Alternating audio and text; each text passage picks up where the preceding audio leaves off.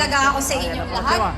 Ang nag-iisang INC na kapananindigan ay talaga naman yung kapatiran nyo. Pag tinawag na kapatid, sama-sama at totoo, we are one! We are one!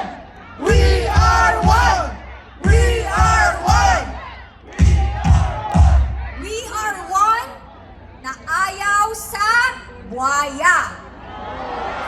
We are one na ayaw sa magnanakaw at mga sinungaling at abuso sa posisyon na pinahiram na temporary lamang sa kanila ng mamamayang Pilipino. Hindi tayo dapat matakot sa kanila. Dahil tayo ang amo nila. Ang tax ng bayan ang nagpapasweldo sa kanilang lahat. Tayo ang inaapi nila samantalang sila natutulog sa mga komportabling bahay, di aircon, kumakain ng masasarap na pagkain. Pero ang mga ordinaryong mamamayang Pilipino, minimum wage earner, hirap na hirap. Magkano isang kilo ng bigas ngayon? 50, di ba? 60. Okay. Magkano minimum wage? 500. Sorry guys. Alam ko bawal, pero hindi ka nakakapagpigil eh. So, 500, isipin mo wala pang 10 kilo ng bigas. Di ba?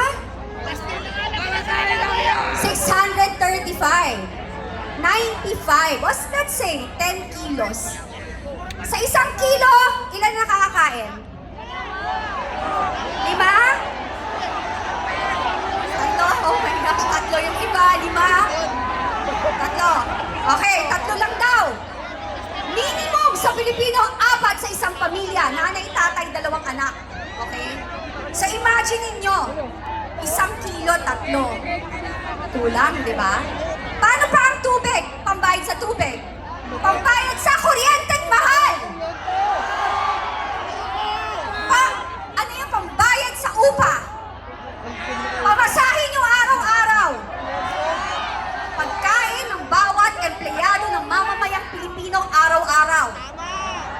Wala pa doon ang pagkain at saka pagpapaaral, baon, pabaon, and everything. Saan tayo pupulutin? Kangkungan. Hindi nila tayo naiintindihan kasi hindi sila galing sa hirap. Hindi nila nararanasan ang hirap na dinadanas ng ordinaryong mamamayang Pilipino na nagbabayad ng tamang tax kahit hirap na at sila anong ginagawa? Anong ginagawa? Ninanakaw. Alam mo, alam mo ang tawag ko dyan? Alam niyo yung kalyo? Alam niyo yung kalyo, di ba? Kasi kung masisipag kayo, may kalyo kayo. Kahit na anong tanggal mo, ang kapal ng kalyo, bumabalik pa rin. Ganyan sila kakapal. Ganyan kakapal ang mga pagbumahan. Mga kalyo. Hindi lang buhaya, mga kalyo pa. Kalyo! Kalyo!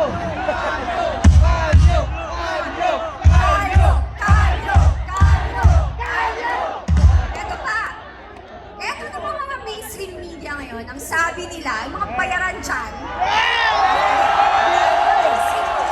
mahiya kayo. Sabi nyo, wala ng tao at kukunti ang tao dito sa EDSA. Nuknuka kayo na sinungaling. Sinungaling kayo. Sa mga gumagawa ng issue sa rally dito ng INC sa EDSA, inggit kayo kasi hindi nyo kayang manindigan.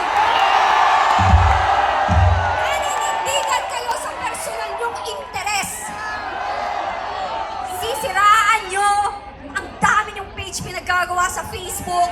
Ano inaano pa kayo ng INC? Kinakalaban nga nila mga magnanakaw eh. Kayo, kakampi ba kayo ng magnanakaw kaya nyo tinitira ang INC? Ano na?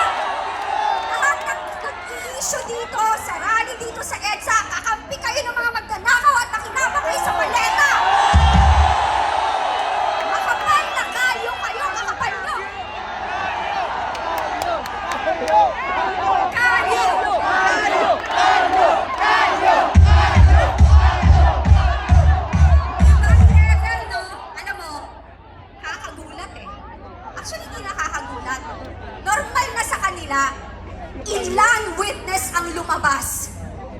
Lahat kapag hindi pabor sa kanila, dinidimanda, pinapasama, kinukulong. Lantaran ang kawalang hiyaan na pinagtatakpan ang pagnanakaw sa gobyerno. Sila lahat damay. Alam mo, ang Diyos marunong. Paulit-ulit ko to sinasabi. Ang karma, hindi mo alam saan tatama. Minsan, doon sa hindi mo inaasahan. Sa anak mo, sa mahal mo sa buhay, o sa sarili mong kabuhayan. Ano, lunod na tayo sa kasinungalingan! Lunod na tayo sa utang! Kung hindi sa OFW, recession na tayo! Wala na lahat ng trabaho. Bakit wala pong investor sa Pilipinas? Ang taas ng kuryente! Pag nagtayo ka ng factory, kuryente mahal, di ba? Diba? Oh, di ba? Bulok ang politika natin. Di ba? Kitang-kita, they don't want to invest kasi ang gulo. Tapos eto mga mamamayang Pilipino dito, naninindigan, ginagawan kayo ng issue ng mga inggitero, kakampi na mga magnanakaw. Patuloy natin ipagdasal, mga kapatid. Kayo, kakapal ng mukha nyo. Sobra. At yung mga nagtatapang-tapangan sa social media at nagbebend ng law ng mga abogado, lahat kayo may araw. Nakalista kayo sa amin. Nakakahiya kayo. Abogado pa man kayong tinawag. Pero binibend nyo yung law at lalo na ang mga legislator kuno. Hamon ko kay Ombudsman Boying Remulla.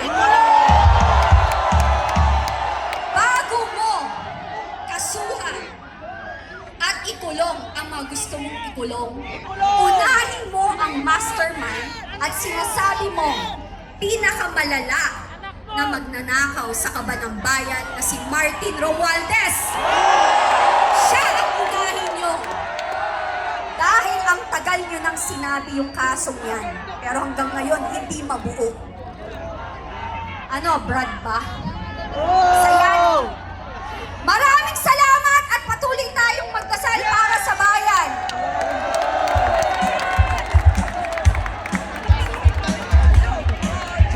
Sino ulit yun? Arnold! Arnold! Love you!